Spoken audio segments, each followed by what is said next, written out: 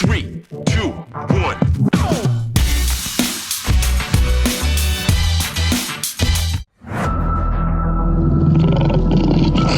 From the king of sports books comes the king of sports podcasts.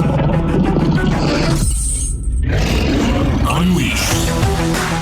Presented by BetMGM. Here's your hosts, Jerry Ferrara and Olivia Harlan Dekker. Unleashed is live in Glendale, Arizona, home to Super Bowl 57. Olivia Harlan Dekker, Jerry Ferrara, coming to you from the BetMGM Sportsbook. We are so glad to be here. There's so much energy in this room. I mean, Jerry, we started the day off golfing. It's beautiful here in Arizona, and we are ending it with a guest of honor. And it's someone who I consider a dear, dear friend who I have not seen physically in person for lots of reasons in a few years. So this is a heck of a way to reunite. Jay Glazer, buddy. No doubt. I know this is definitely my old training partner. Yeah, I know this is definitely not an easy week to get some time at you. So, Yeah. But thank you for doing this. Absolutely, man. No, I'm honored. Hey, you, anytime, anything you need, you know that, man. Loyalty is a dying art, man. I got to be loyal to my family. You're my family. I love that. So at what point will you get to take a breath? Is it not until Monday. the game's over? Monday. So I leave here because we have a 5-hour pregame show on Fox, only on Fox. Ooh. We did a 3-hour show last night for the opening night. And then I had to do something on all the networks with Andy Reid and Nick Sirianni. Today we had our own Fox Media Day, so we had to do that. Tomorrow I'm throwing a party, Glazerpalooza, which I always throw the first party of the year. And I only call it Glazerpalooza. I started in 2007 here in Arizona at my house just to piss off like Strahan and Tony Gonzalez and them. No other reason. And then, we have a lot of Fox stuff that we have. Obviously, I had to do a Chiefs feature for the pregame show. We have rehearsals, and we have our 5-hour pregame show, the game, all that. And then I'm flying home Monday to LA. I got a house here in Arizona. I just moved back to LA, and I'm repacking my stuff, and I'm getting on a plane to Thailand. And I'm gonna go train in the jungles with some friends out there in Muay Thai and do a lot of mental health work. I got these monks out there that I work with, and I go to this place to like really kind of clean up and recharge my system, and I'm pretty excited. Yeah, man, Thailand is like the land of 1,000 smiles. They're such happy people out there, and for a guy like me with a fight background to go and train in Thailand, train in the jungles is pretty damn cool for me. We could do this whole podcast just asking about your trip. Yeah. I'm going to try to restrain myself and ask you about last night, because you were at opening night. Mm-hmm. You were hosting it. You said 3 hours, right? I mean, that's a big show. And you're talking to players, you're talking to coaches. Yeah. First of all, for those who didn't watch, can you walk us through the news and everything you know today about Patrick Mahomes' ankle? Way better than last week. Amazing. So, last week, right after the game, their divisional game, we got hurt. Right after the game, he started rehabbing. Wow. And then next 2 days, they got him running in a pool. The day after that, they got him running in an Ultra G, which is a treadmill that pulls you off the ground more so you don't put your full weight on the treadmill. And then they got him on the field. Like this dude, there's certain guys who are just superhuman or just great healers. He's not a great healer. He's a superhuman healer. This is an injury that would sideline most, especially a running quarterback, 2 to 4 weeks. And there was and it was funny, do you remember him when he originally heard it and he was kind of throwing a fit on the sideline? Yeah, he was screaming at the... And the reason why is Andy Reid had told him, you're not going back in the game unless you get x-rays. And he's like, no, I'm not doing it. I'm not doing it. He's like, I'm good. Like, nope. Jay, I was working the sideline that game. She was right I was there. within arm's reach really? of Patrick, and I told Jerry afterwards, because there's only so much you can report live. It was the national radio broadcast, and had to kind of be careful. But I said it looked like an intervention of Bieniemy and Matt Nagy and Coach Reid just saying go Rick in the Burkholder, locker room. their trainer. But they were just like, we're not letting you play unless you have x-rays. Yeah. And he was like, no, I'm good. I'm fine. I'm good. And they're like, no. So they have to protect him from himself. Because there are some guys who are just different. Patrick Mahomes is different. Man. So then He's a superhuman healer. You were it's not ridiculous. Although I'm sure you appreciate it, but you were not super shocked against the Bengals to see that performance. It wasn't. No. I mean, you appreciate it for what it was, but you weren't shocked by that. No. He's when all is said and done, he'll be talked about in the category of the Bradys and the Jordans and the LeBrons and the Tiger Woods and people like that. The Serena Williams, yeah. And I imagine when you're there covering and trying to get info, like, is this the hardest week to get info? This has to be the most tight-lipped that everyone is, especially when it comes to injuries and stuff like that. No, I'm still pretty good. Like, no, as far as like my relationships are, Right. they're everything, right? So it's not like Super Bowl week, people clam up on me. You have relationships. And my relationships on both teams are really, really strong. Andy Reid and I are very close, have been for years and years and years. And then, a bunch of the Eagle players, man, I've trained Eagle players for a long time. And you were in the gym.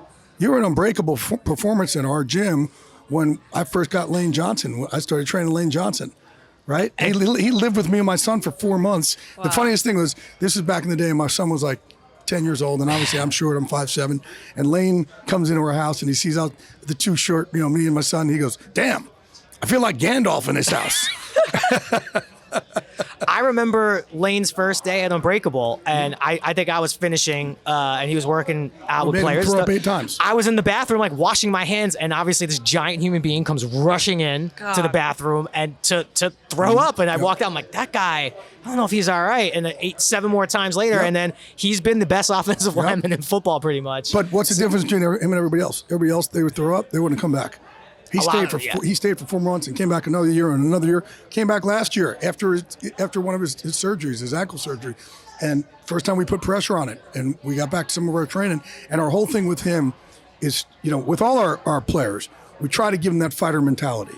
And a lot of that fighter mentality is it's your honor to fight hurt, right? Randy Couture is my partner in this, right? And Randy was this guy, he goes and breaks his arm. He's never healthy. Against Gonzaga, and he's like, oh man, I got a round before they stop it. I better go in this fight now, and slams him on his face and breaks his nose and finishes the fight. But he went in against Brock Lesnar with a torn elbow, and I was like, hey man, maybe we pull out of this fight. And he was like, what do you mean pull out of the fight? And I'm like, Randy, we haven't been able to lift. You're fucking tiny. Like, you're not. Wait, Brock is a monster. Let's go in full strength. And he's like, are you out of your mind, Jay? That's the whole point. Like, could you imagine if I could beat him at 50%? Even if I could just slam him at 50%, that's what makes me a warrior. No, and he just starts yelling at me. I'm like, whoa, slow down, cowboy. But that's what same thing with Lane. Man, it's your honor to fight hurt. And since he tore his groin, make no mistake, Lane Johnson is not playing on a pull. He tore his groin. It's torn, which needs surgery. And man, what he did to Bosa last week on one leg was ridiculous. But before every single game, I talked to him. I'm like, hey, remember this? It's your honor to fight hurt, right? And all these players, the great ones, Rondé Barber, he had the longest active streak of players of consecutive games played when he was playing. He's 179 pounds, and he had the longest active streak of players of consecutive games played when he had retired, and he played through, broken forearm, broken thumb, cracked knee, cracked shin, high ankle sprain, this and that. And same thing, he's like, man, if I could shut this guy down, knowing in my head I'm at 70%, that makes me a gangster. And that was his mentality. And a lot of these guys, Tony Gonzalez didn't miss a game for 15 years. And same thing, sprained ankles, this and that. The Strahans of the world, that's what makes you different. Lane has reached that level. He's different, right? It's his honor to fight hurt. He approaches the game as a fighter, no longer as a football player. And that's what we try and teach these guys. Wow.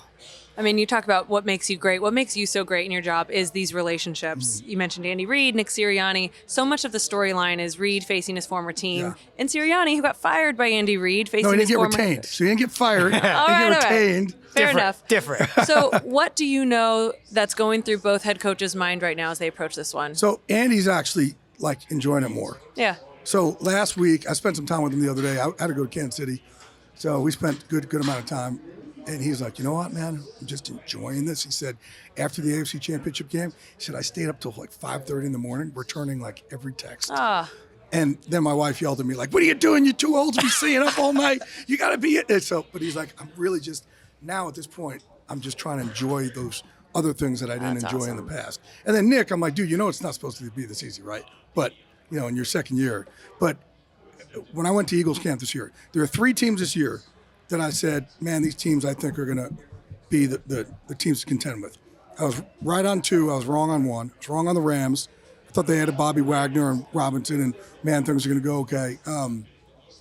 The other one was the Vikings, because having Kevin O'Connell in there. I just thought the way he was going to change that culture, man, he was just going to vibe with them and get the most out of Kirk Cousins. And then the other one was the Eagles. And the reason why, when I went out to camp, it was so different in the confidence they had in Nick. Where last year it was like, okay, we're still trying to figure this dude out. Like, he came out of nowhere to be a head coach. His interview just happened randomly. He happened to be in Florida. He had no clothes with him. Showed up like he was surfing and just kind of blew him out of the water. And so they're like, this guy know what he's talking about. He's not know what he's talking like. So they're still trying to figure him out. But what he did in his rookie year, they ended up buying in. So this whole offseason, they really bought in. So when they went to camp and he was coaching, it's just a totally different. When you have the full confidence of everybody, and I saw the weapons I had, I said, this team's going to be a team that's going to be a contender. I picked them to win the NFC East, and I was like, man, they're going to be tough. And that was the reason why. He that whole culture bought into him. And when you're 100% sure on something, that takes away the hesitation. The hesitation is where you can get burned. I think this is one of the. I was racking my brain earlier trying to figure out Super Bowls past. There's always, even if it's a close margin between the two teams, there's always a pretty clear favorite. And I really think this is a game where I cannot figure out. I know the sports books have, the Eagles are slightly favored, but when I just look at it, I really have no good beat on who should be favored in this game. So I think it's the boxer versus the brawler. Yeah. And the brawlers are obviously the Eagles, right? They're just a physical team. Man, they will beat you up. They want to beat you up. And the boxer, the finesse team, is Kansas City, right? And you never know with that quarterback and that tight end, and what he does with all his weapons, right? They just kind of pick you apart, and it's like they're trying to hit you from the outside, and they can pick you apart, and he does, right? And eventually, he's just going to kind of outlast you on the scorecards, and he's the last man standing. Yeah.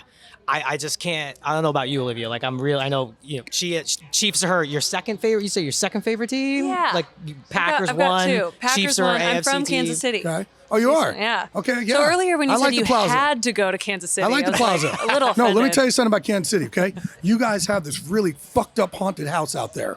Do you know what I'm talking about? The gates of hell? No. Do you know? You don't know what this? Oh, like the kind that you pay for on Halloween to go in? Yeah. Yeah. Oh, yeah. Yeah, They're I went when I was 13. minutes. Yeah, I went with Tony Gonzalez, Kyle Turley, and John Wellborn. It's like an old warehouse, yeah? It's an scared? old warehouse. You're It's scared? 45 minutes. That's But a lot. halfway through, Tony Gonzalez starts going, I don't want to do this anymore. I don't want to do this anymore. I don't want to do. And he starts going back. I'm like, dude, why are you going back? Like, it's like swimming out halfway to a lake and Yeah. you swim back. Like, we're halfway through already. And then they warned me not to get in a fight with any of the mobsters. And I'm like, 'Cause they pop Wellborn, out. you got popped for steroids 19 times. And Turley, you're in freaking anger management. And you guys are warning me. And sure as shit, I got in a fight with one of the ghouls because all the lights are out. And they're allowed to, they touch Terrifying. you and stuff, right? Don't get too so, close. Like with me, so the lights are out, and all of a sudden, bam, the lights are on, and there's ghouls in my face. So I throw my Ghouls. elbow up as a reaction to defend myself against The Walking Dead. And the guy just missed it, and then he started talking shit to me, and I started talking shit to him, and they had to hey, let's go. And so, of course, only me, I'm going to get in a fight with a ghoul For over there. reference, he So they is were talking right. about when you're in 8th grade, your mom drops you off. Yeah, at no, this I get place, it. When you know? I'm trying to they're do- scary, dude, and they're touching you, and they're like, Yeah, they the do lights tou- are, they're yeah, not they supposed touch, to. right? They touch Yeah, you. and they're grabbing your ankles and stuff. You're going over drawbridges, and there's no lights on. It's the scariest shit I've done. I Yeah. love So- that that's your memory of Kansas Yes, City. that is my You know memory we of got a Kansas lot City. more. As I guess maybe I'm thinking about it from the actor perspective. If I'm working there, I'm playing one of the zombies. I see you and Tony Gonzalez and Turley. I'm like, all right, let's not get too close to these. Yeah. I wouldn't still. Instead, they're trying to scare the big guys, I would right? just be like, Well, you know what? Let's not Okay, get too that's close funny. here. Didn't think we if were a gonna talk ghoul about that. touches me, I'm gonna fuck a ghoul up. Okay, let's talk more about some ghouls on both teams. Like I mentioned, I was just covering the Chiefs the other day, so I got to talk to some players and be right there on the sideline. I talked to Isaiah Pacheco after the game, and I kind of as we do talk about betting angles and props, I think he's going to have a great game. Both playoff games, he's had double-digit carries. Philly They cannot need him stop to the have. run. They need him to have. And they're limited at receiver. I think he's going to catch the ball out of the backfield. When you look at a guy like that, a rookie, I mean, Yeah. what do you think some of these guys, you talk so much about the mental game, Right. a guy who here I am predicting having a great game numbers-wise. What do you think a rookie is going into this Well, game there's thinking? two things. Either a rookie goes in and they're so wide-eyed and they're like, oh my God, Right. and they nerve up, or they don't know what they don't know, and it's just, It's not the game. it plays into them like that. Yeah, but it's usually the former.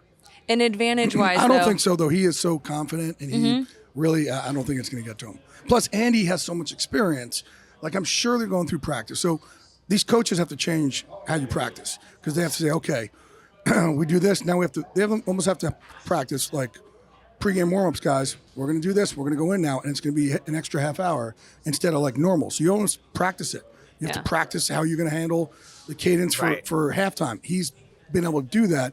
And what happens also, like Andy will tell us guys, normally you get on the field and you get so jazzed up. Well, then all of a sudden there's so much pageantry. You have to wait for 35 minutes.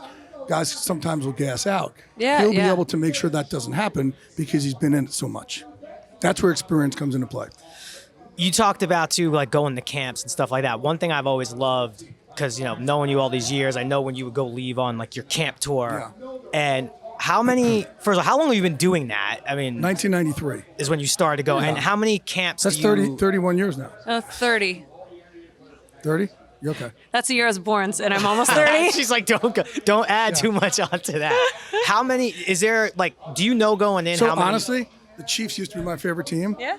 They were in River Falls, Wisconsin, and that's why I learned about cheese curds and New Galera spotted cow, and I was like, and also like for me, I grew up in Jersey, New York, so like this was like any town USA. It was beautiful. I loved it, and I was like, I stayed in this bed and breakfast, and I'd stay at Chiefs camp longer than any other camps because I became friends with these people who ran a bed and breakfast. Oh, but let me tell you the worst training camp story of all time. Please. All right, let's do it. So I go out to this other team, and I get put up in like I don't want to say the hotel, but the rooms were like $29.99, and that's the only thing they had because some of these camps are in the middle of nowhere. And all of a sudden, this dude was like, "Mr. Glazer, this we have for you. We have this." He had like a smoking like twin bedroom, like twin bed. What am I fucking? You can smoke as much as you want here, sir. Right? So I was like, no, I'm with Fox, and I have to do. He's like, no. He's like, that's all we have. It's. I'll tell you, it's the Ravens. He's like, it's Ravens. It's Ravens Family Week. So every hotel's booked. Is all that's it. It's all you have. So I'm like, man, I'm staying in this crappy little dumpy place. It's freaking disgusting. It's $29 a night, and they're like, that's all there. And the manager being a dick. So he finally takes me. I go down the room, and I look up around the room, and well, I don't have a problem with the French fries on the floor, or the spiders and the spider webs in the window, or the pieces of wallpaper ripped off the wall. But what the fuck is up with all the blood splattered all over this wall? What? Right? Yes. So I walk back down, and I tell the manager, you come with me. He's like, Mr. Glazer. I said, hey, dude, we can do this the easy way or the hard way. Yeah, don't frame me for a crime right now. You're coming in this room with me. So I come down, bring him down. And by the way, I'm supposed to go in there. I'm supposed to be Rex Ryan and Mike Pettin for dinner, who are coaches for the Ravens at the time. So I said, you're coming with me. And I said, hey, man, I don't got a problem with the spiders over the French fries, but, dude, what the fuck is up with the blood all over the wall? And he literally says to me, oh, yeah, I got to call housekeeping about that. Stop. I said, housekeeping? Like you forgot. Jack Bauer. Yeah, call like Homeland Security. What are you calling? Maybe the housekeeping? FBI? Like this happens all the time. Are you serious? He's like, oh, calm down. I said, what, are you going to slaughter me? I said, what's going on? He goes, Mr. Glazer, we'll get you another room. I said, you said there's no other rooms. He goes, well, not at this price point. I was like, well, I don't even care. Like, no. So he's like, give you the Norman Bates suite. He's like, I'll get you the best hotel room in town. Well, the best hotel room in town is across the street at this inn that is a converted schoolhouse like the freaking Shining. Oh my God. So he puts me in there. So I call Rex Ryan and Mike Pettin. I say, hey, what you guys at the pub? They say, yeah, I need you to get the biggest steak knives you have over there. I need you to come over and meet me at this hotel because I'm sleeping with these knives in this hotel. And that was my I would ask training camp do you tour. have a guest room? And the Giants Stay one time. somewhere with them. Oh, what don't make me upset about the Giants. No, Where'd they put this you? is when I was so broke I didn't have enough money to stay. So I had to find a place to stay, and my cousin had a frat house up there at University of Albany. This sounds like a friendlier story. But he hasn't used it yet. Oh, you'd be surprised. And I walked in, and it was a converted crack house, Jesus. which they hadn't cleaned yet. And I drove up on a motorcycle, so I had like somebody, Bob Tish's assistant, drove up like my clothes for me, right? And I couldn't get in any of the bedrooms, so like the TV's knocked over, the couch that I'm gonna have to sleep on is burnt out. So I take my clothes and I put it out to sleep on this. And in the middle of the night, this 6'7", I still don't know if it was a guy or a gal, but in a bathrobe, a shower cap, and jeans, comes climbing into the window to like shoot up. And I'm like, what? You got the wrong house. You got the and I am crap on my pants. I throw an Arizona iced tea bottle at this thing. He runs, or she, whatever, runs out the window. And I call Strahan the next day because I had no sheets, no nothing. And Michael stole or borrowed sheets and pillows from the Giants to bring to me so I could use in this crack thing, and then more steak knives so I could defend myself. Well, okay, My cortisol raises when you come on the show. I'm stressed. It's just like I wrote a mental health book this year, but it's all this other stuff. if you had to do three things, you have to pick one of these three things you have to do again. You'd have to go through the haunted house in Kansas City. No. You have to stay in the blood-splattered room in Baltimore, Yeah. or you have to stay at the crack den where the Giant. Which one you have to pick one? Which one will you go through again? Haunted If house. Strahan will steal the stuff from me again, and I could stay on it, You'll go and frat house. I'm weaponized, I'd go there. An Yeah. Arizona iced tea bottle's not Yeah, weaponized. I'm Good okay, right, detail right, that I'm you okay. remember the bottle. I remember Those everything. bottles too are a little extra, Right, yeah. big, a little bigger. But let me tell you something. We're tough, but when someone breaks in, the way your heart, like, Of course. you Oh are. my It is God. like I just froze. I was like, I wasn't the tough guy that I thought I was. I was like crapping my What's pants. amazing is you didn't say this is the end of Jay Glazer's camp tours. You kept No, going. it was night one. It was the first night of the entire. It was 40 days. That could have been it. The whole career could have been different. And this is back then. I was getting $450 a year from New York One TV, and the New York Post was paying me $250 an article. That was my whole yearly salary. So I had to be there, but they wouldn't pay for anything. So the only way I was getting paid is Yeah. I had to be there to break some news on the Giants and use other sources for Jets or whoever else to break news. So I had to be there, and I had to be there, and I hadn't enough money to pay for anything. So that went on for 11 years, as you know. As you do know everyone and talk to everyone, especially after last night, getting all that face-to-face time, do you have a lean in this game? No, because it's the boxer and brawler. Like, Yeah. yeah. I mean, I think that, man, if they try and take away that run, let's say you try and take away the run for Philly, right? And you're going to go, okay, we're going to try and see if Jalen could step up in this game. Mm-hmm. But if you put those rookies on an island against those two receivers, man, and even Dallas Goedert, like, man, it's kind of pick your poison. Yep. But so I've been thinking it's on Jalen too. Like Jalen needs to step up big in this game because I think they're going to put the pressure on him. Yeah, I bought in a little bit. My Super Bowl picks were Eagles, Bengals, and after watching that Bengals-Bills game, I definitely. Do you think? I wondered about this because I've even asked athletes like Strahan, like the bulletin board stuff. Does that really motivate? So Like, guys these guys like need Mahomes stuff. look for they need things like that. Well, I they thought- they make stuff up there like Jordan did. Right. They make stuff up in their minds. Yeah. I thought the Like, Bengals got a What do you little. mean? What do you know about that? Sorry to cut you off. I can't say. I can't Make say it here. stuff up. Can you elaborate what you mean, though?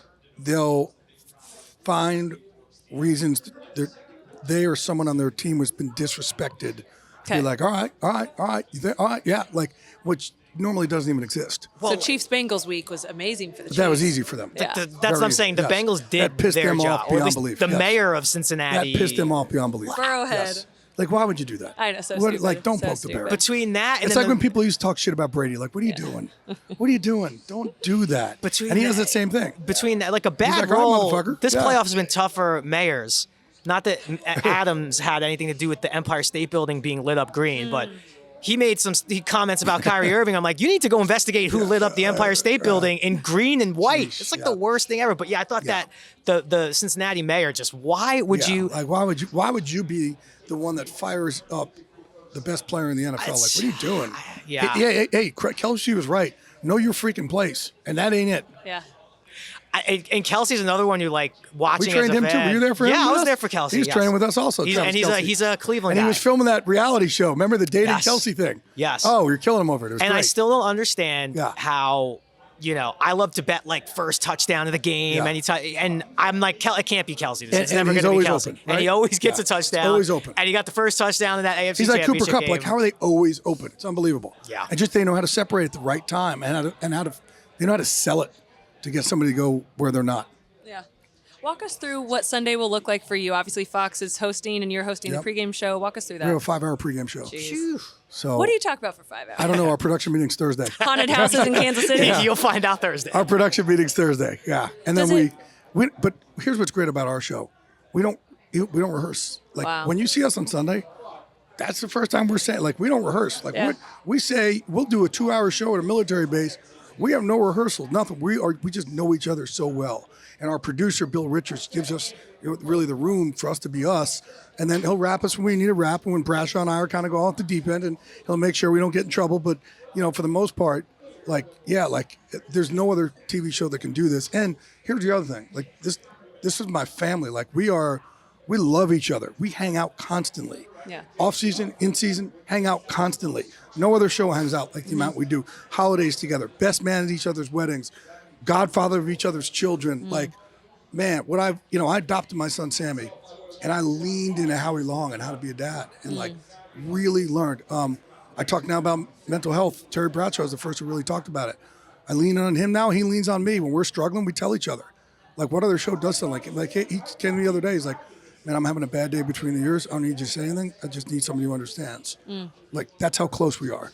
And then 2 weeks ago, I had a really bad, dark gray attack about a half hour before our show where I felt like crying. And my depression just got so bad to me where I felt like the sky was falling and my world was ending. And I told Kurt and Stray, and Kurt's like, you want me to take you in the room right now and talk? Do you want to I'm here. What do you want? What do you need from me? And he's trying to get ready for the show. Right, clock's ticking. What do you need from me? And that's our family. That's what we do for each other. And that's what, I tell everybody out there with the mental health work that I'm doing now, you need to find your team. And teams could be, God or your kids or your wife or your husband, but they deserve to know what's going on with you so they could be good teammates to you also, because they want to be good teammates for you. Yeah, it shows as far as a pregame show and stuff like that, your guys' friendship just is what I feel like that's what everyone tunes in. Of course we want the scoop from you, we want the insight from everyone, but it's the camaraderie. You're inviting us. We're a rolling party. You're inviting us into your house every weekend for years and years and years. Right? How many years now has it been? Do you know? This is my 20th, I think. And then, so Howie and Terry and Jimmy, 30. Me and Kurt's 20. Stray's 15. So, it's crazy, right? Yeah. Yeah, crazy. But that's family. That's And we love each other so much. We're all together right before. We've been together today. We were together last night. And then now it's just us, our executives. We hang out with our executives. Constantly hang out. Yeah. Our producers and our CEO and our president and our executive producers and our executive vice president, we literally all hang out. It's incredible. For those who don't follow your podcast, Unbreakable, it's a fantastic podcast, and you have so many great people on it in sports and outside of sports. So it's not just a sports podcast. We got Guy Fieri on this week, who's fantastic. My dude. Yep. Yeah. Who no one really knows his story, how he got to where he got to. He doesn't tell it, and he opens up, and I've been one of his best friends for a long time.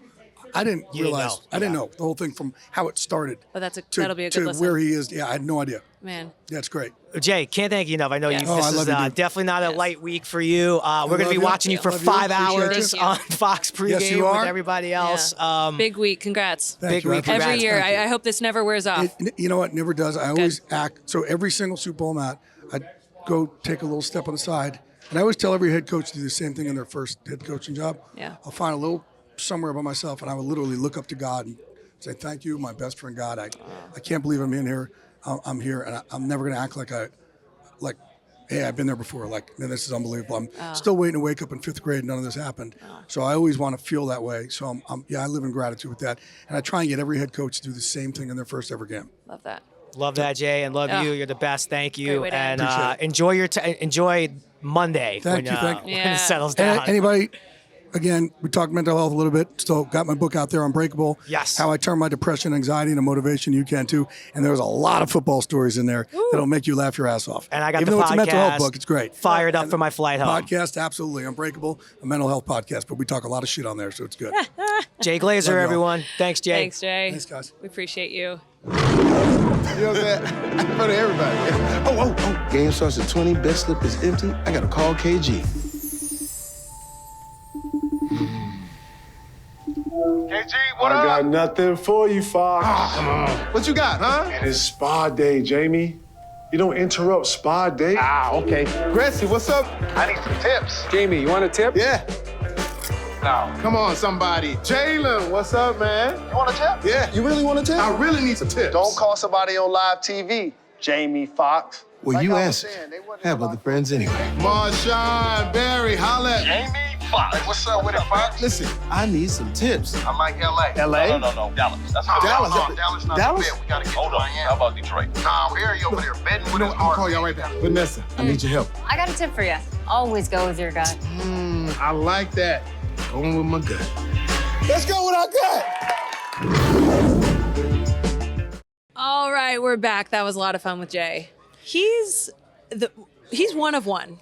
Do you see why I say, like, when I talk about, like, my LA big brother, it was absolutely Jay for all the reasons. But yeah, just, I mean, the fact that he's so humble and grateful too, I think that is exactly why people take to him so well. But yeah, he's definitely gonna take some time off, and he's gonna hit like 40 camps. There's not even 40 teams. He's gonna hit 40 camps in the summer. So He's going to the CFL. But arena football. I told you before we started, though, we're not going to get anything. He's not going to lean one way. He keeps it pro. Like, you got to watch on Sunday. If he has an inkling or a scoop or something, it's going to come out Sunday morning. Did you notice the one thing he dangled right in front of us, which I'm thinking is going to be his scoop on Sunday, is Patrick Mahomes has to make up bulletin board material.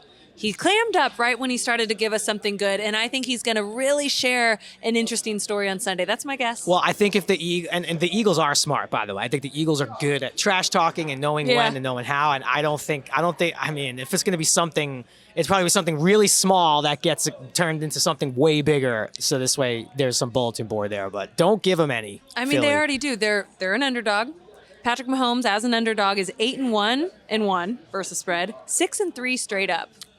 And we've already kind of talked off camera. We talked last week on Unleashed with Brad Evans, but we were both leaning Chiefs last week. Where are you at now? I think I'm back on Philly. I just still, because I look at the offensive and no. By the way, I don't think I was leaning Kansas City last week. I think you were. I don't think I was. Roll the tape. Someone go back. We got to to figure out week. that tape. Yeah. But I still just look at the lines. I look at the Eagles' offensive and defensive line, and I just think it's going to be too much to overcome. But I do think it's going to be a great game. But would I be shocked if Mahomes lights it up and wins a close one? No. I think we're at the point now where, and this is why this all feels so long this whole week. Yeah. We need them to play. I know. Hassan Reddick, my guy, who we're going to talk about with Peter Andrew later when we start talking about some of our Super Bowl props and stuff like that. He tweeted what everyone was thinking this morning. He was like, "It's only Tuesday, ... Like, that would scare me a little bit to know somewhere Reddick is just in a hotel room just seething to get at this game." So we talked a little bit with Jay, too, about experience and that when the lights are on and you have 2 weeks to hear nothing but good and bad things about your team, younger players can tend to either clam up, get overwhelmed. You might kind of forget something that otherwise would have come naturally. And I think that's the Chiefs' biggest edge. And I am leaning Chiefs. And I like 1.5. I really like a money line at plus money. I still think that's kind of the best bet. I think that's the play. But we were just talking before we started, the Chiefs have 30 players who have played in a Super Bowl before. The Eagles have 10. I feel like that could be a big difference, not to mention the coaching staff. I think when it comes to the experience, all of it, Andy Reid, 30 players, we're going to see. We're going to learn a lot about all the kind of tropes that we always talk about, experience versus rookies and bulletin. All that stuff is going to get answered on Sunday. And hopefully we're all on the right side of it, betting-wise, so we can also make some money while we learn some stuff about it. But it's been a really, really great season. I mean, it's very exciting. Okay, a little trivia because I was trying to stump Jerry with this earlier. Okay. Who is an Eagles player? And we'll see on Twitter if people can tweet live to us. Yeah, let's see if you know this answer. If you know, who is the Eagles player playing in their third Super Bowl? And he's 1-1. Right. Well, I will stress, yes, as I was about to say. Let's see if anyone tweets he's at not us. 2-0 in the Super Bowl going into his third. It's 1-1 because I was thrown because I was trying to think who's about to win their third Super Bowl. And 3 teams. Are we going to answer it? Anyone? Anyone answering? Isaac, shout if someone tweets at us. So that's one I want to dangle in front of everyone. If anyone tweets back at us an answer, let's see if anyone gets it. The other one was there's a Chief player playing in his 4th Super Bowl. Do you know who that is? It has to be someone on the offensive line, which forgive me, I don't. You don't know the Chiefs starting 5 offensive line? I think I know 4 of the 5. Who is it? Can you give that one to the audience now? No, I'm going to dangle that one too. Right. I want y'all to interact with us. I want you to tweet at us. Go ahead and tweet at me directly so I can see, and at BetMGM. Y'all holler if we get someone. So those are 2 little good trivia facts. But in general, Chiefs experience. Mahomes and Kelsey, it's their 3rd together alone. Andy Reid's fourth. Eric Bieniemy, the offensive coordinator, it's his third. I mean, this Chiefs team knows how to handle this week. They know how to handle the 2 weeks here. I mean, how can you not like the Chiefs in this spot? Here's what I keep coming back to. It's been the Eagles all year. Meaning they had decent hype out of the preseason, and then they were a juggernaut through the first, what did they go, 9-0, 10-0, whatever, before they lost. Then they had that little slide with the injuries, and then they rolled. Yes, it has been a charmed playoff run, meaning, you get to play the Giants and the Niners without a quarterback. I get all that, but I just think it's just their year. I think things have broke their way, and I think that they've been the team all year. This might be, the question for me is, can they go wire to wire? And yes, if you take out Mahomes, that'll answer any doubts about the team. And they're just stacked. I got you. Even when they were drafting last year and they got A.J. Brown and they're just loaded. And I don't think the Chiefs are loaded. Okay, let me tell you what I'm now thinking as we're getting closer to the Super Bowl, and all you hear is talk, and we're doing the same thing. We're talking. But I feel like if the Chiefs can lean on their run game, we know how good that Eagles defensive front is. They're going to give Mahomes no time. No. Kelsey's his comfort blanket. That's his first check. And he should be absolutely quadruple teamed, Yes. if possible, 100%. I mentioned with Jay, I like Isaiah Pacheco, the rookie running back. Jerick McKinnon is back as well. Clyde Edwards-Helaire is activated. He's back. Whoa, really? Yes. That's a name I haven't heard in a long time. He hasn't played since November. I wonder what his odds are for first touchdown. Probably a bajillion to 1. Yeah. Oh, you like it? No, I don't like it at all. So least favorite bet. Pacheco has had double-digit carries in both playoff games. He's hot. He's confident. He catches the ball out of the backfield. I like Pacheco's stats, and we're going to talk more props with Peter Andrew. But I feel like this is the Chiefs' advantage if they can do it. And I mentioned Eagles' run defense is horrible. They're 24th in the NFL in yards per carry allowed. So if the Chiefs can just dial this one up, I love Andy Reid scouting, and if I can find this advantage. Listen, I hear you. I'm not discounting what the Chiefs could do and would not be shocked. But again, I just come back to, I just look at the weapons on both sides of the ball. And I think after Mahomes and all right, if you want to just go by skill position, you have Kelsey. And I think the next bunch of players after that, I think you name 5 Eagles before you get to the next Chief. Yeah. If you're going skill position outside of the quarterbacks, you go Kelsey, then I think you're really in Miles Sanders, A.J. Brown, Devontae Smith. Then I think you could come to Pacheco, and then I think you dip back to the Eagles for Goddard. I think you're naming 4 Eagles after Kelsey. So to me, yes, can Mahomes, Pacheco, and Kelsey put up enough points? Yeah. No, I'm with you. Which injury to the quarterback bothers you more? Scares you more, I guess. I think the Mahomes one. Well, it's weird because he's overcome, and we just heard Jay just talk about how he's the greatest healer of all time. Superhuman, X-Man level mutant healing ability. So I guess I can't say Mahomes, but I look at the placement of the injury. I mean, I think Hurts is good to go. I don't think the injury. I mean, the adrenaline that's going to be going through and whatever else. I don't think the injuries are going to factor. I think when Mahomes played the Bucs with that injury, I think that injury was a bigger factor than this one. And he said so too. Yeah. Yeah. Okay, let me tell you a play I like. I like the under. It opened at 49.5. Now it's 50.5. I like the under in the Super Bowl. First of all 7 playoff games, the under hit. So, hello. And all then, 7? Is that all 7? Whoa. The under hit. And then I like the under in the Super Bowl because the Super Bowl attracts more casual bettors. So they're driving up the number because a lot of people don't have skin in the game, unless you're a fan of the 2 teams left standing. You kind of don't care. You just want to watch all the opening, the anthem, the halftime, all that. You're just excited to watch the game. You want to see scoring. You want to see touchdowns. You want to see all these stars we've just mentioned. So everyone's hammering the over. I think as the week goes on, you wait and see what the number's at.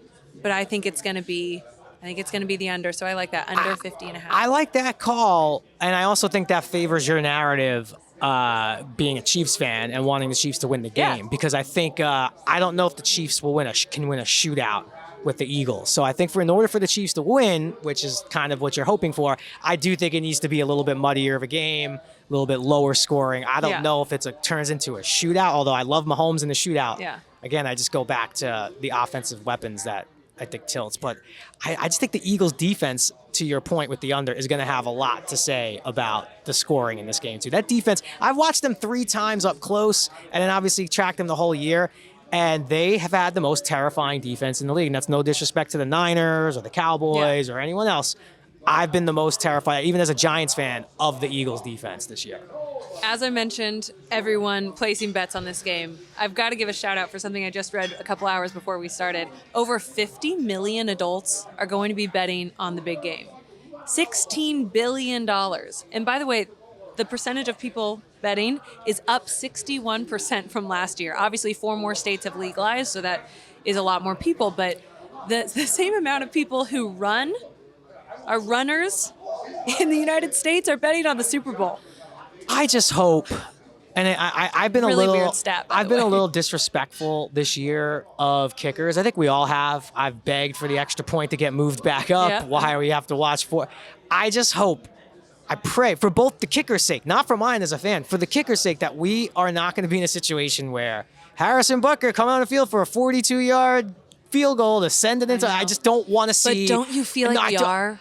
I do, and that's what I guess I'm afraid of, and I just don't want to see it. It's been a rough year with kickers, and I'm so down on kicking as a part of football at this point, and maybe because so many of my bets have been destroyed by an extra point, or people going 0 for 4 for extra points. So I just really hope it just doesn't come down to that, and that's why I think one prop I do like, and we'll talk more about it with Peter when he comes on. The Harrison Butker made kicks 1.5. I just like under. 2 reasons. I don't trust the kicking game. Made field goals. I don't trust kickers in general, but also I think, again, for the Chiefs to win, if they get close, they're going to have to go for it on 4. I think they're going to have to get touchdowns. I don't think they could settle, unless it's that kind of game. I mean, I don't think they could settle for field goal. I think if it's 4th and 4, I want put the ball in Mahomes' hand and not on the leg of someone else. So then you still like over. I like under. I know. I like the Okay. under. I think I think he'll make 1. And then, obviously. What's his extra points? I don't even want to. I can't. My brain say. cannot even handle. Yeah. Extra points. I don't even want to think about them anymore. I've got to just bring up one more stat because I've got my little list here, and I'm trying to convince you on the Chiefs, and that's what my job here is. Oh, really? Okay. That's what my job here is. Let's hear it. The other one, Brad Evans told us on last week's episode of Unleashed, and it's strength of schedule. The Chiefs had the number 16 ranked strength of schedule. The Eagles 31. And this is a noisy huevo special. Stat. Brad Evans, you're about to get. I love a weird stat. This one's not too this is a good one. I think this one's legit. This is a good one. And when the 2 teams meeting in the Super Bowl have a difference of 10 spots in strength of schedule, which is this time, since 2004, the team with the harder strength of schedule goes 10-2. 10-2. Did I describe that right? Let me just recap that because. Yeah. Yes, if there is 10 spot difference between strength of schedule, that team with the hardest schedule, 10-2. I think that's a worthy stat, and that does say something. And I think it's huge. And it goes off too. I mean, it definitely didn't seem to change when you look at the playoff run, and what the Eagles had to do to get into the Super Bowl compared to what the Chiefs had to do and overcome. So. It's a great case. It's a great case. I'm not going to waver from what I thought a few weeks ago. I'm still on the Eagles. But it's a great case. And, I'm starting to just get, at this point, I'm more interested in the props now. Yes, I'm interested in the game. Go, Eagles, sure. Good, congrats, Philly, Casey, whatever. Ready for some prop bets. I really want to hit that first touchdown. That's just such a great way to start a wild parlay if you can get that first touchdown score of the game. Yeah. But you're really just, throwing a bunch of cards in the air and hoping at that point. But Okay, want to hear another weird one I got? Oh, God. And this is in order to sway me to the Chiefs? Sure. Teams that don't wear white are 20-36. You know what the Chiefs are wearing? Wait, can you say that? Hold on. I feel like you just did something political. I think I just got confused. I think you just did something political where you took the Chiefs are wearing white. Right. So the team that wears white does better. Right, can't you say so? I'm saying the team that doesn't wear white is 20-36. I'm not that smart, Olivia. And I'm apparently not either because I tripped myself up. I'm not smart enough. One more thing because then we're going to get to the real stuff with Peter Andrew later. But heads or tails, you would think 50-50 odds, right? Not so fast, my friend. That is not true. Tails hits 52% of the time. Wouldn't you think, too, here's a hot take. I'm not going to bet this, but people love to bet on the Gatorade color and all that stuff. Now, I believe when the Chiefs won the Super Bowl a few years ago, it was the yellow kind of Gatorade. Which is the best and should be the only one drink. But now me being crazy super, I would 100% bet that if I cared about that bet. I don't, but if I were, I would bet whatever it was when the Chiefs won a few years ago, because if you are superstitious, and they'd stick with it. You'd stick with what worked. Well, are you saying now that you think the Chiefs will win? I'm not. What I want to know is, more importantly, the year they lost, what was that color? Because that's not going to be the color they're going with this year. Oh, good point. Thank you. But no one knows the Gatorade color of the team who lost. Jay Glazer probably knows. He probably does. And he wouldn't tell us, so. Let's finish up with saying the trivia that we dangled in front of you. Okay, let's go. Okay, you give the Eagles answer. Well, the Eagles answer, which I found, and his name came up because I was unsure. I mean, I knew he was still in the league, but and he's a great player, and Ndamukong Suh. Yeah. And he's playing in his third Super Bowl. Yep. But then we had the whole run of, wait a minute, so did he go Rams win, Bucks win, and now he's is he going for his third? No, he wasn't on the Rams team. It was a Rams that won. loss. He was on the Rams loss with Goff. Jared Goff Super Bowl. Lost that one, won with Brady and the Bucks, and now he's back for his third in 4 years, which is incredible. Absolutely incredible. Okay, so that was a good one, I thought. Good little trivia. That's a great one. And who's the lineman? It was a lineman. Yeah, of course it was. It was a lineman. Joe Tooney for the Chiefs, playing in his 4th Super Bowl. That's fourth. Incredible. So 3 with the Chiefs. I wonder who that other one was with. No, this is the 4th. The Chiefs have made the Super Bowl 4 times? No. We'll figure that out. Do we know? Well, listen, let's get to Peter while we find that out for everyone watching. All right. And I'm dying to get to some props. I got to know because Pete peaked at the right time. So everyone watching on the live, stay tuned. Peter Andrews coming up, and we're going to get to some props because it's time. 3, 2,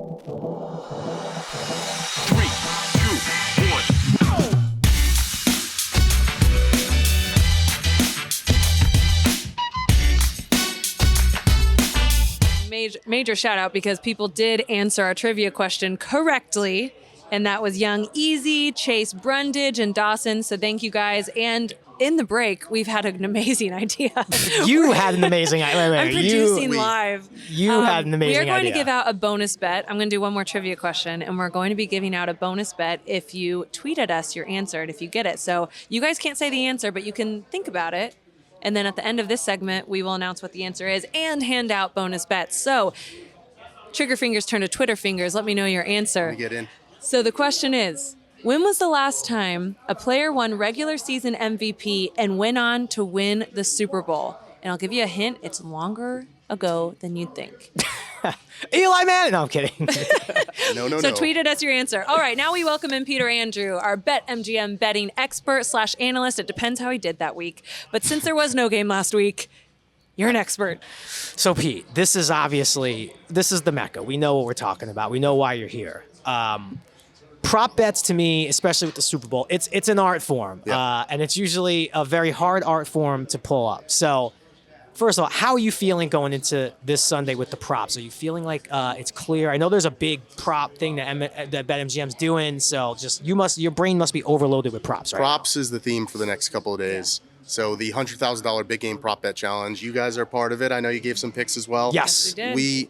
2 winners, by the way. 2 winners, so everybody will hear those in the next couple of days. Every customer on BetMGM can participate. It's completely free to play. It's amazing. All you have to do is pick the 15 different props. You'll see them when you go onto betmgm.com. And the person who either guesses the most correctly or the perfect amount, $100,000 in your pocket. So Tiny little amount of $100,000. Just $100K, no big deal. All you need to do is be registered and a verified customer. Very easy.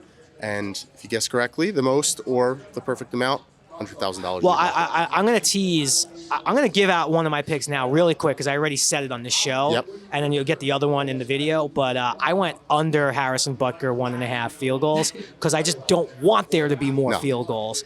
And I just feel like the Chiefs will have to actually go for it on 4th down when they have a chance to score. So I don't want a four field goal Harrison under Butker also game. is plus money, plus 100. Do you want to know what extra points was since you asked? Oh, God, you're going to kill me. 2.5.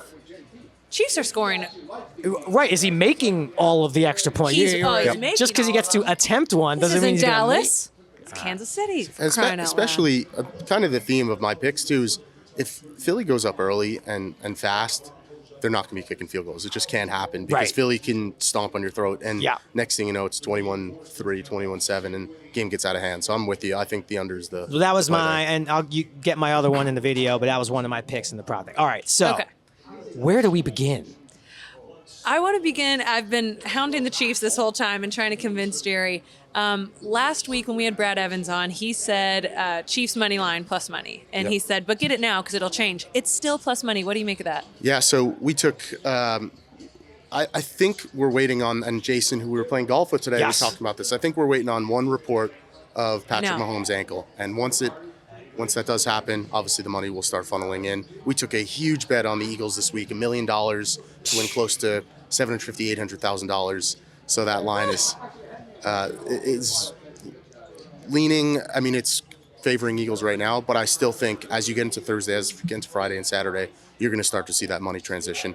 You just need that one glimmer of hope that Mahomes is 85%, because last week he was not 85%. Don't you think last night was it? That's why I thought the number would change today. Yeah. Because all the reports coming out of the opening night were he's superhuman. Jay Glazer himself, he's amazing. He's healed. Jay Glazer said he's the greatest healer of all time. Like, no one heals faster. He said it on this show a lot. And that didn't we'll see in a couple days. That didn't move the number. Yeah, I think you'll start to see the late money coming in. So I'd say by Friday, by Saturday, you're going to start to see that transition. Do you know what I was sort of feeling good about this player and was going to figure out a way to work him into a bet, and then John Ewing comes in with the over-the-top. As usual. Jumps off the top rope on Twitter. And again, if you don't follow John Ewing, at John Ewing, and he tweeted not long ago, a bettor at BetMGM wagered $2,500 on Kenneth Gainwell at plus 12,500 to win Super Bowl MVP. So 2,500 pays out 312,000. I'm worried it's a game too late because he kind of had the awesome game already, but that's a sneaky good pick. Yeah, sneaky good pick.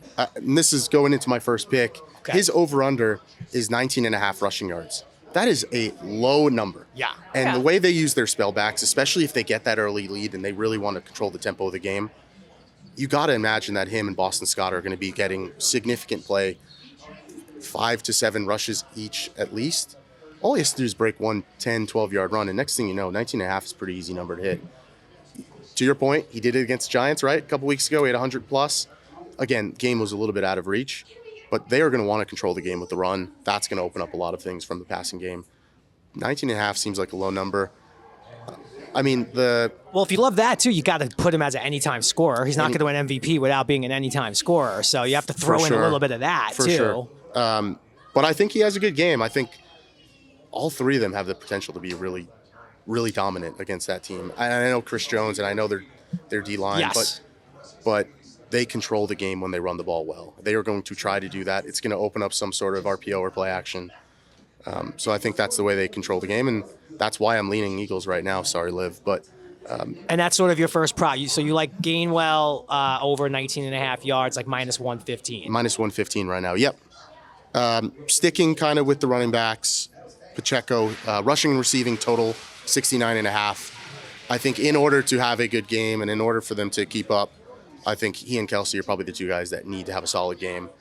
I think there's going to be a lot of checkdowns, and we'll get into Kelsey in a second, but I think there's going to be a lot of those checkdown type of plays. There's going to be a lot of pressure from a really good Philadelphia Eagles defense. If he has time. Exactly, and I think he's just going to have to be the guy available. So 69.5, looking at 40 rushing yards, 20-ish, 20-something receiving yards. I think that's a pretty attainable number. Pacheco, I think the last 11 games, all yards from scrimmage, 802 yards on the Chiefs. The only person higher, Travis Kelce, 883. So he's been the guy that's been helping dominate that offense. So, I mean, it's going to continue this week. I think he's going to be the focal point.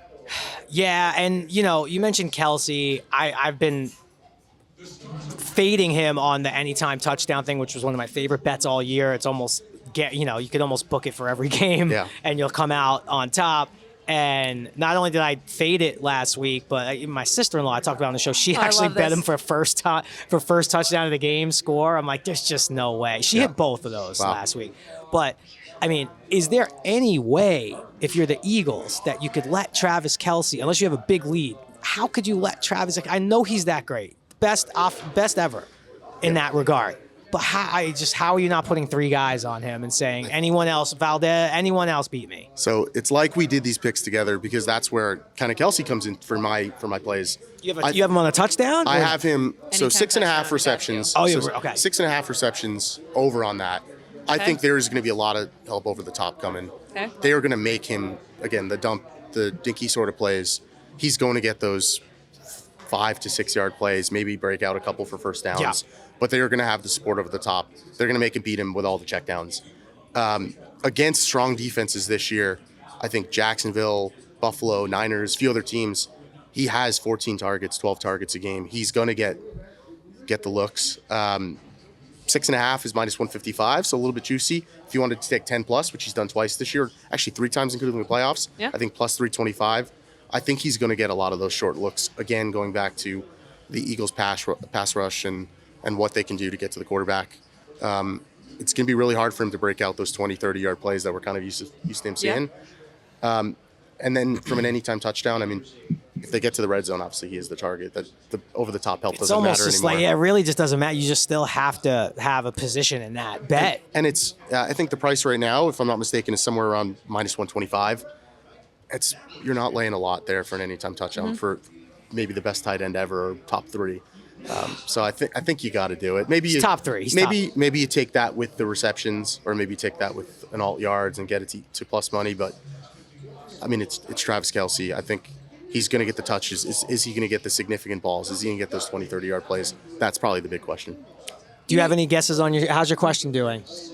Really good. In fact, BetMGM's probably going to get mad at me because we're going to be giving out a lot of bonus bets. Well, I think we have to stop it now because people have probably looked at the internet. So I'll tell you as I'm. All right, let's hear it. So this is the last regular season MVP to win a Super Bowl. Win a Super Bowl, and as Jerry and I looked into it, it turns out it's a pretty cursed award. When you win regular season MVP and play in the Super Bowl, a lot of times you don't win. Last time it happened, 1999, Kurt Warner.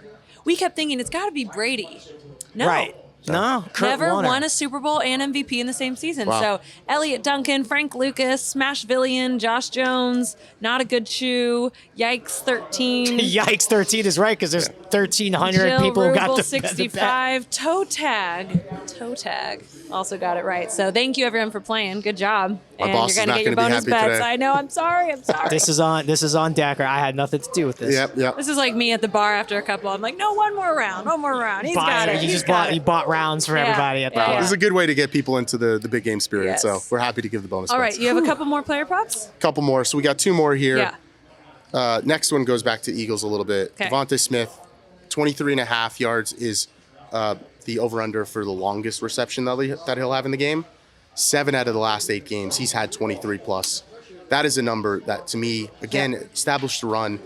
They start loading the box a little bit. Devontae Smith breaks out for 1. It doesn't have to be a 40-yard play. It could be a 10-yard screen play, and next thing you know, he's there for 30, 40 yards. Okay. That, to me, minus 115. Again, a lot of these props are right I on. love that. I love that. I love that, and here's why. Having watched the Eagles now 3 times against the Giants, and obviously I watched the game last week. Both games, first game when they blew the Giants out, started with a big pass to Devontae Smith. And then again against the Giants in the playoffs, same thing. And then obviously that no catch thing against your San Francisco 49ers. Yeah. So it does seem like part of the winning formula is he's just going to get the looks. It's the same thing I like with when betting props in basketball. Who's going to get the most opportunity to at least give me a chance to win this prop? And I think that's a great prop because I think whenever it's going to go downfield, I think he's the target. I think A.J. Brown is intermediate over the middle. Yep. And I love that. He's the deep threat. And I like where your head's at, Pete. I will say, caveat, 7 out of 8, 23 plus longest, last 7, 8 games. Yep. One of those is the catch against the Niners. So maybe it's 6 not out a of 8. caveat. It counts. It's in the books. It's in the books. It's not a caveat. Still bitter. All right. I like where you're at so far. Okay. So last one, we're going to go big game MVP. Okay. Last week, I think we talked a little bit about if you're going to take the Eagles, maybe you take Jalen Hurts as MVP. If the Eagles win, there's no doubt he's going to get the Super Bowl MVP. Yes. Well, I've actually started to move away from that now. So Hassan Reddick, 30-1. Oh, you're copying him now. You not can't do copying. that. No, there's no copying when it comes to props. Great minds think alike. But I love that someone else is backing me up because I got no one on board with this.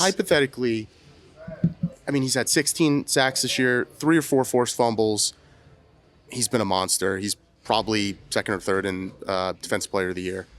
If he does 2 sacks, 3 sacks, and gets one of those forced fumbles for a touchdown, defensive touchdown, one of your props in the prop bet challenge. Or special teams We're all touchdown. It'd be a segueing big day everything. for you if you bet that and Reddick to I win know. MVP.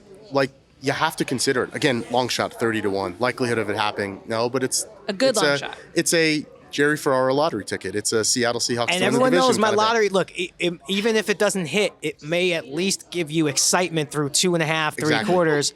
I've been on this for 2 weeks. I love this.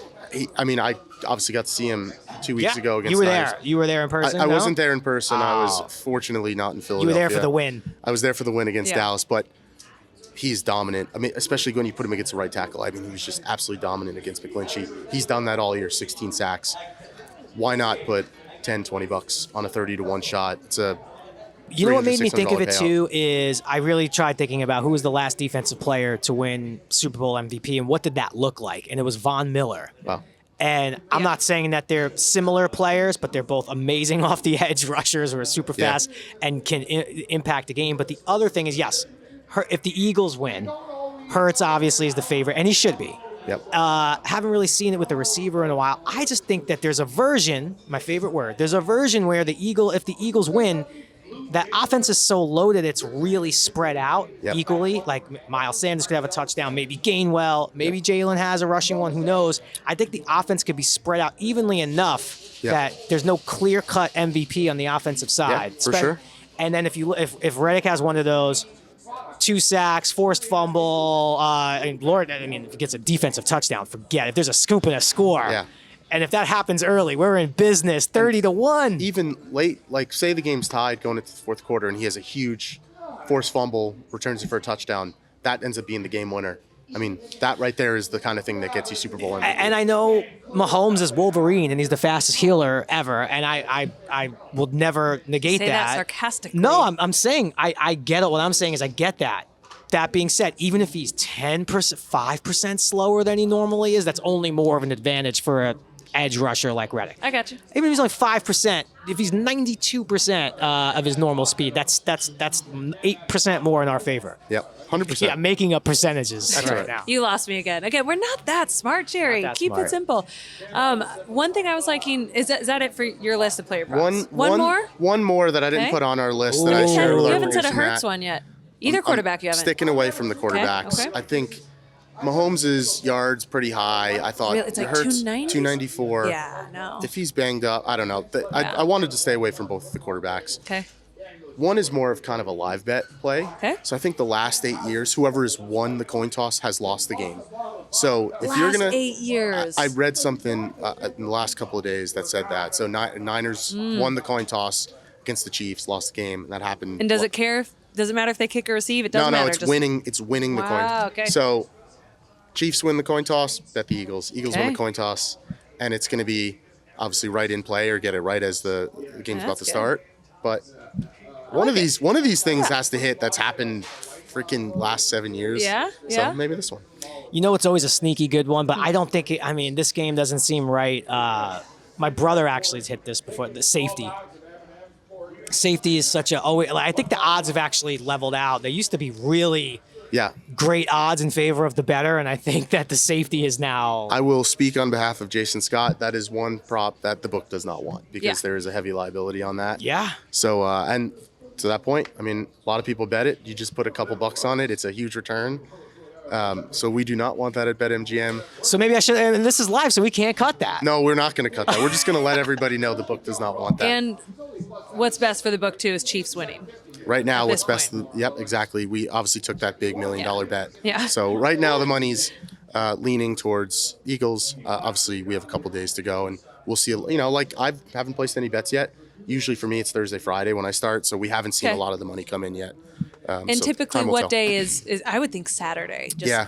The casual bettor. I think you start to see it getting Friday late into Yeah. Saturday, and then obviously Sunday. It's a mad rush from 8 a.m. when you wake up all the way till the Man. game kicks off. So how does it work? And again, if this is too much of like behind the curtain, you could just say like, Jerry, keep it moving. But if I wanted to bet $1 million on the Chiefs to win, like can I just You just deposit? Venmo Pete. Can I just do that, or is there like a process? There's got to be a process for a bet like that, right? We have I know to I do- sound like a noob, as they say in gaming right now. Oh, you're no betting noob. When we have a beer with Jason later, We'll talk about that. But we I have don't want to bet $1 million on anything, by the way. We have a process. Obviously, calling we your follow our wife due right diligence now. and vet and make sure that someone's doing the right thing. So we're not Right. going to let anybody do it. But Right, not anyone could do it. If you're listening out, if you were going to bet $1 million on the Yeah. Eagles, you can't. Not anyone can do it, or on the Chiefs. Sorry. Okay, I've got a question too. Yeah.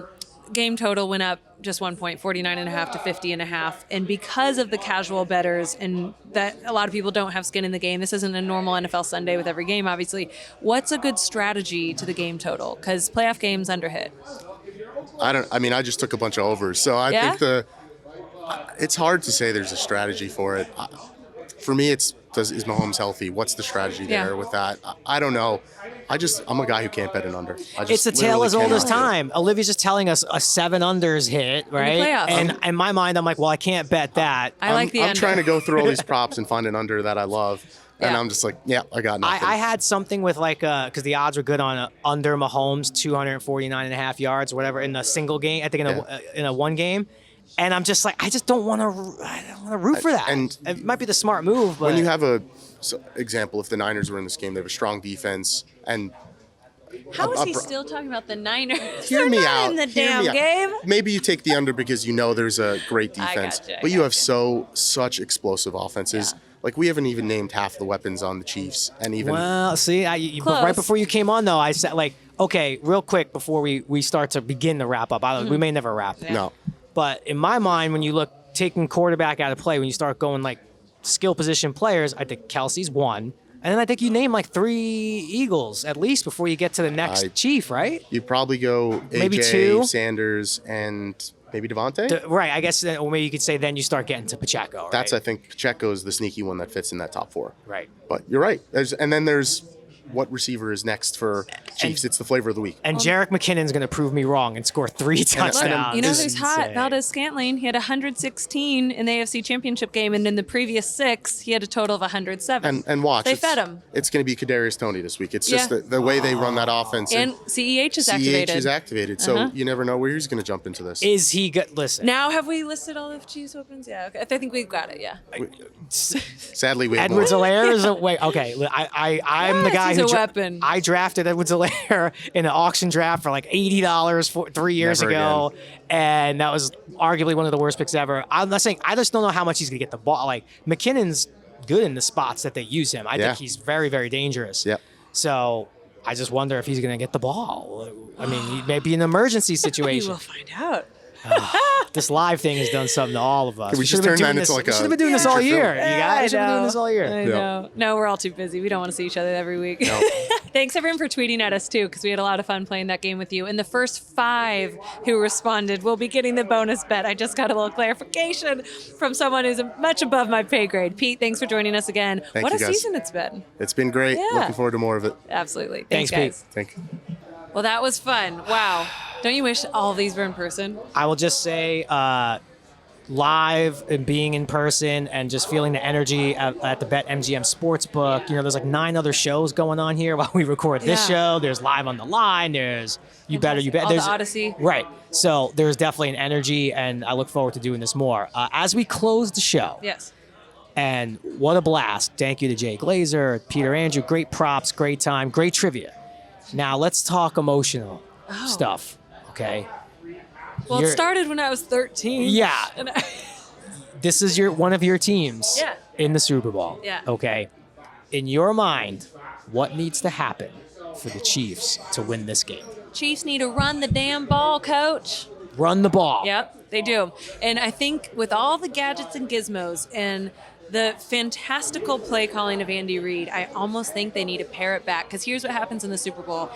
You got everything you got. There are no more plays to hold back. So I think it's very tempting as a coach and for a genius play caller on both sides to want to get fancy. I think the Chiefs need to not be fancy. They need to keep Patrick just upright one more game. And it has been superhuman to watch his recovery and to see any footage from practice like we have. I think they need to run the ball, take advantage of a defense that allows like 6.6 yards per carry or something. They're 24th in the NFL in yards per carry allowed. Take advantage. I think it's pretty simple. Well, I want to just say good luck to your Chiefs. Thank you. Good luck to all the bettors out there. I know it's going to be a crazy one. All the performers, we got some great performers. It's going to be a great halftime show. We didn't even talk about Rihanna. Oh yeah, I did. When I did a show earlier to talk about like the betting odds. What is she going to open the show with? Oh. And Umbrella. what song? No, we got Clothes Umbrella. Well, I say with an extra clothes with syllable, diamonds. Yeah. And I think Umbrella's in the middle. And I just don't know what she's going to open with. Either way, it's going to be great. And then we're going to have to start getting our minds into talking hoops after this because we're going to have nothing. Sundays are over. It's going to be soccer games. And I don't even know where we're going to go story time at the library. I don't even know what I'm going to do on Sundays. It's over for me. I'm sure your family will tell you. I'm a marked man. It's over for me. So thanks everyone for listening all NFL season 2. We promise we are not done. We'll still be here every Tuesday recording and episodes up for you every Thursday to preview the weekend's actions. We'll get more into golf. For sure, basketball. This guy's an NBA junkie. Yeah, we have a lot of fun. We didn't even talk Kyrie Irving, so we'll have a lot more Kyrie stuff. I know she's like eye roll, but we'll be there for you on Tuesday. And good luck to everybody out there. Let's close this out. Let's go get a drink. Sorry, biggest thing is subscribe to the BetMGM Unleashed YouTube page because then you can watch all of our episodes. Then get a drink. And then go get a drink, and you can have a drink while you watch it. Who knows? I've done podcasts with a glass of wine before too. Thanks everyone for joining. This has been a lot of fun.